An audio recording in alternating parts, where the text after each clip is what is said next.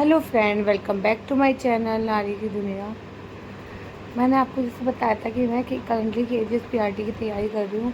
और मेरे से ना मतलब बोलो कि कब वैकेंसी आएगी, जैसे आप तैयारी कर रहे हो तो कब वैकेंसी आएगी, इस तरह के रिगार्डिंग क्वेश्चन आता है। एक ने तो कमेंट किया था, वो बहुत उन्हें बहुत ज़्यादा मतलब डिप्रेशन फील होता है कि कोई वैकेंसी नहीं आ रही, आपको कोई आइडिया। तो देखो, आइडिया तो किसी को कुछ भी नहीं है, किसी को भी नहीं पता कब वैकेंसी है आने को।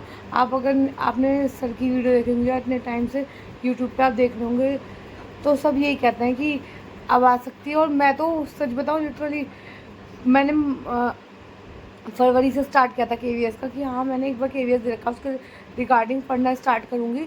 बट उसके बाद क्या हुआ, मार्च में आ रही हैं, देन मार्च से हुआ कि अप्रैल में आ रही है, मई तक हो जाएंगी, जून तक हो जाएंगी। तो ये सब चीज़ें मैं भी, और अभी तक देखो नोटिफिकेशन भी नहीं आया। और मुझे कभी कभी लगता है, इतना डिमोटिवेशन फील होता है कि अगर नोटिफिकेशन आ गया और रैंडमली आ गया और अगस्त में पेपर हुआ है, सितंबर में हुआ, तो मैं नहीं दे पाऊँगी, क्योंकि मेरी अगस्त में डिलीवरी डेट है, उसके बाद मैं नहीं दे पाऊँगी।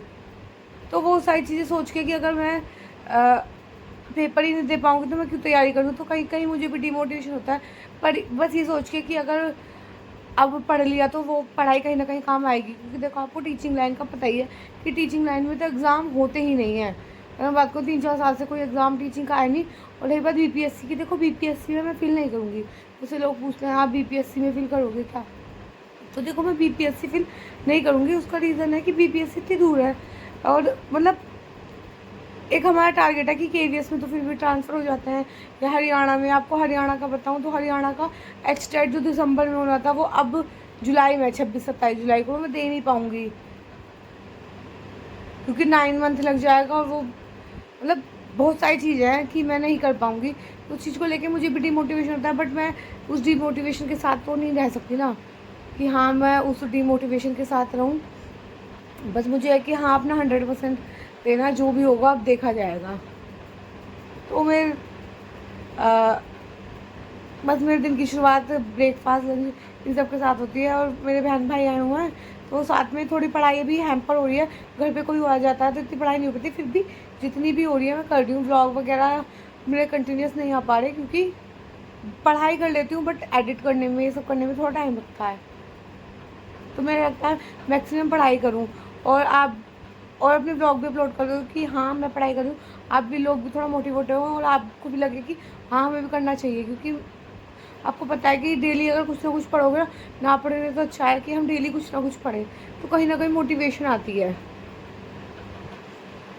तो ये मैं यहाँ पे करंट अफेयर कर रही हूँ, सॉरी वो कैब सेक्शन कर रही हूँ, और नीतू सिंह की बुक से। और मेरे 700 वो कैब कम्प्लीट हो चुके हैं। अब मैं एंटोनियम सिनोनियम पढ़ूंगी। तो एंटोनियम सिनोनियम इससे पढ़ने के बाद मैं ब्लैक बुक से भी पढ़ूंगी। अभी इससे पढ़ लूँ, क्योंकि इसी में इतने सारे हैं और मुझे सी के याद नहीं हो पा रहे। तो अभी पहले ये वो कैब कंप्लीट हो गया, अब एंटोनियम सिनोनियम मैं बाद में करूँगी।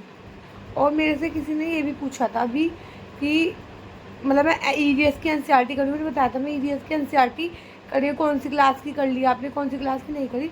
तो मैंने बताया मैंने क्लास 1 से स्टार्ट करी थी, बट 1 वाली बहुत ईजी है। अगर मैं आपको बताऊँ तो जो क्लास 1 की NCERT है, लिटरली वो बहुत ज़्यादा ईजी है। तो मैंने उस वाले चीज़ों को बस उनके टॉपिक के नाम लिखे। जैसे किसी बारे में दे रखा है कि कलेक्टर, उसकी माँ का नाम दे रखा है, फादर का नाम दे रखा है, उनका नाम क्या है, कोई रैंडमली पूछ लिया कि उस कलेक्टर से बताओ उसका नाम क्या है। तो न्यू वाली NCERT मैंने देखी है, क्योंकि लोग तो कह रहे थे कि पुरानी वाली से काम हो जाएगा। पुरानी तो मैं पढ़ चुकी हूँ, लेकिन अब देखो वैकेंसी नहीं आई, और शायद वो आगे पता नहीं कब तक नहीं आए। किसी को भी नहीं पता वैकेंसी कब तक आएंगी।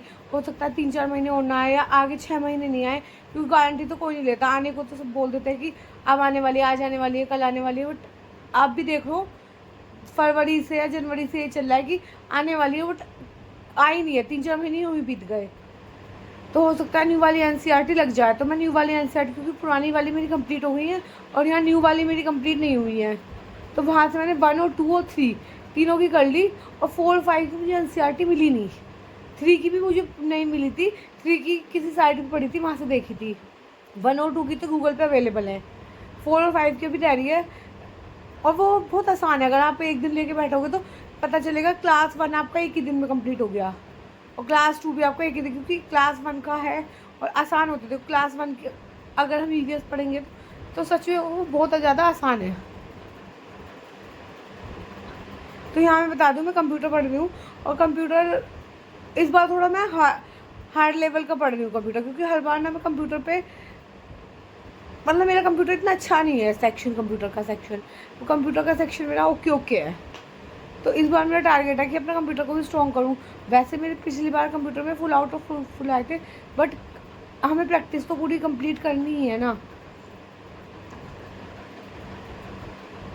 तो यार कंप्यूटर के मैं साथ से नोट दे कि मैंने कंप्यूटर की बुक PDF निकाल रखी है, यहाँ से कुछ क्वेश्चंस भी दे रखे हैं।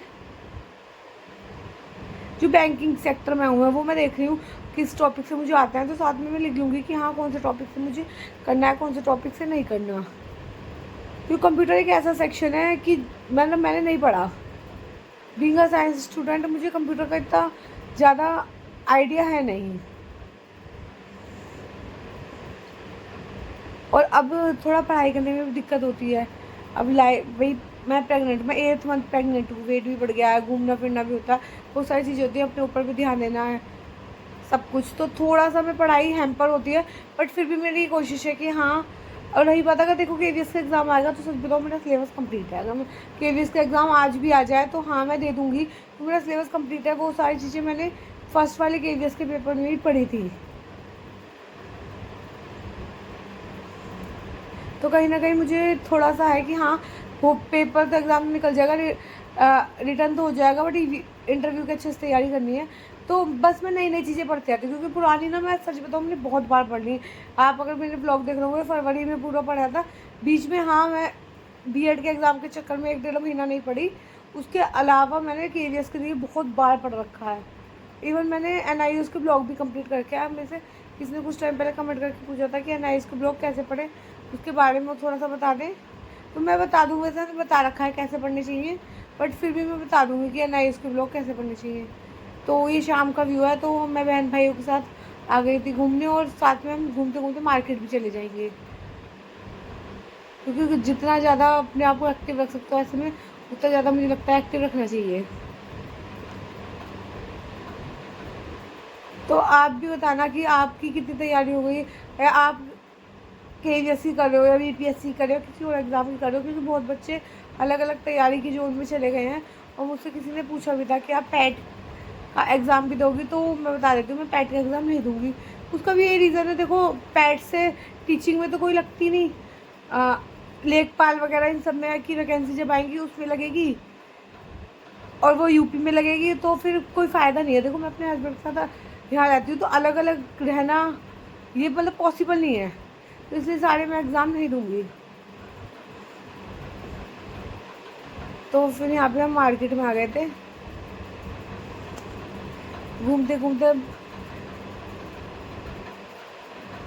जो भी मार्केट से हमने सामान लेना था वो ले लिया, और अब हम घर की तरफ जा रहे हैं कि चलो जो भी ले लिया। तो आप भी बता रहे, देखो मेरा तो टारगेट है, वैसे मेरा सिलेबस कंप्लीट है, काफ़ी हद तक कंप्लीट है, बस नई नई चीज़ें करनी है, जैसे वो कैप सेक्शन करना है, वो सारा चीज़ें वो रह रही है, कुछ कंप्यूटर का करना है। मैं नई नई चीज़ें एक्सप्लोर कर रही हूँ जो मैंने कभी नहीं पढ़ी। पुराना तो जो पिछली बार वाला सिलेबस था वो तो मेरा कंप्लीट है ही। तो आज की वीडियो में इतना ही। अगर आपको वीडियो पसंद आई हो तो वीडियो को लाइक करना, चैनल पर नए हो तो सब्सक्राइब करना।